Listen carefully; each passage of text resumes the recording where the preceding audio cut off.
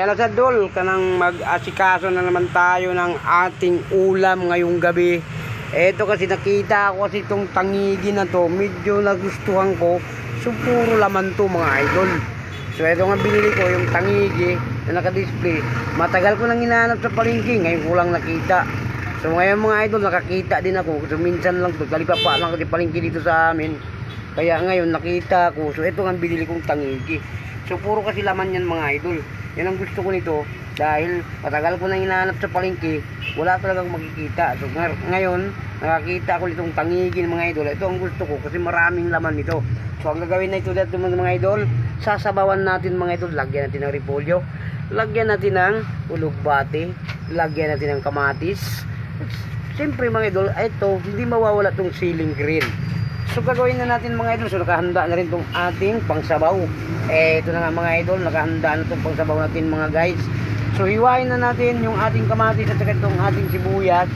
So mag-umpisa na tayo magsabaw nitong tangigi. So mga idol, kung hindi pa kayo nakasubscribe nitong ating YouTube channel, pakisubscribe mga idol para updated kayo sa ating bagong video. So ngayon mga idol, gagawin na natin. So pupunta na tayo. Let's go mga idol. Pakita ko sa inyo, hiwain natin kamatis para yummy. Kasi mga idol, hindi pa tayo naka-ready, no? Kailangan natin dito lang muna natin yung camera natin. Okay? Dito lang muna natin ang camera natin mga idol. So wala tayong tighawak ng camera natin ngayon.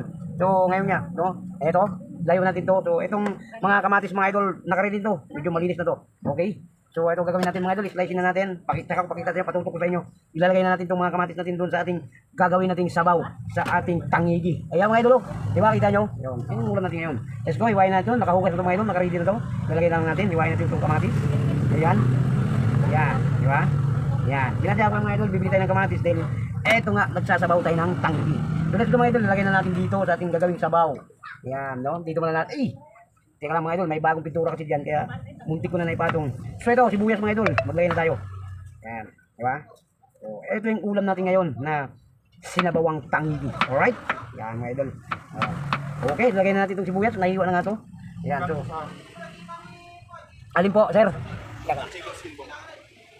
So mga idol, ito na ngayon sibuyas at saka yung kamatis at saka maglagay tayo ng konting luya para makumplito natin at saka itong sili natin kasi mabilis naman lumuluto yung isda natin. Ilalagay na natin kagad to.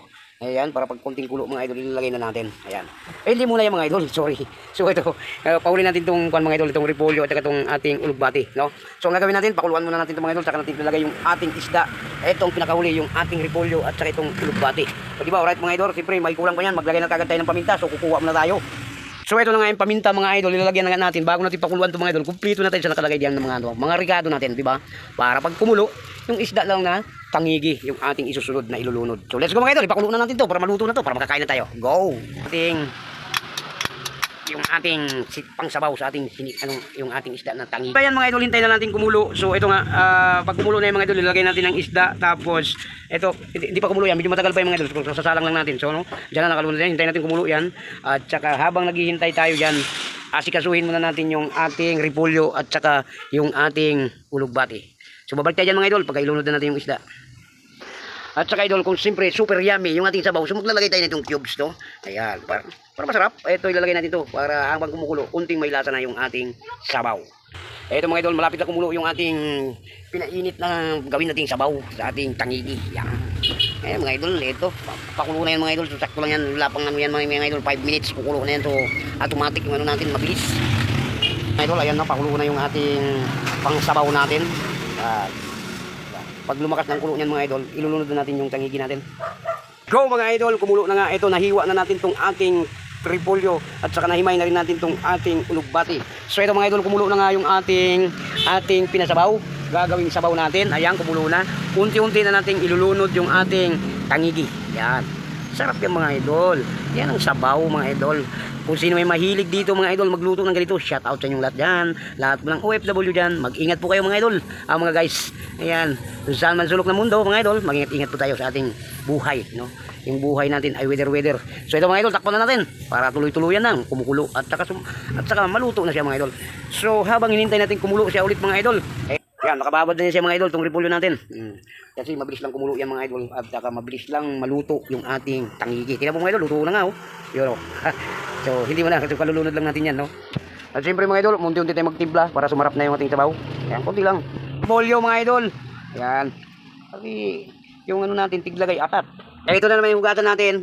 Ito, sausaw na naman natin dito para mahugasan yung ating lugbati. Yan. So, ayan, nalunod na natin yung repolyo natin. Ayan, pinahalo-halo na nga mga idol. Yan. So, ito yung pinakahuli natin ilagay mga idol. Itong lugbati kasi pag lagay natin dito, diretso patay ang apoy yan. Ayos na yun. Luto na yan mga idol. Yan. Oh. So, ito na mga idol. Malapit ito maluto. Yan. Ayan mga idol, luto na yung repolyo. So, ilagay na natin itong ating lugbati. Yan. Ilagay natin dito. Kalunod na yan. Dito natin, lapit natin dito. Medyo malayo. Ilagay natin dito. Yan. Yan mga idol, okay na. Yan, haluin ulit natin. Diba? So ito idol, ito luto na ito mga idol. Wala na, pinatay na natin ang apoy para itong pinakahuli natin nilagay ng alugbati. So ito na nga, nilagay na natin. So lutong-luto na mga idol. So ano pang gagawin natin? Papak na ka. Yun. Diba mga idol, tikman ulit lagi sa sabaw kung okay na ba? Wow! Yummy mga idol. So ano po mga idol, tapos na tayo nagluto. So ano po mga idol, magpaalam ako sa inyo. Hanggang dito lang video natin. Maraming salamat. God bless. Mag-ingat po kayo sa lahat. Saan man sa loob ng mundo. Mag-ingat po kayo palagi dyan. Bye-bye na po mga idol.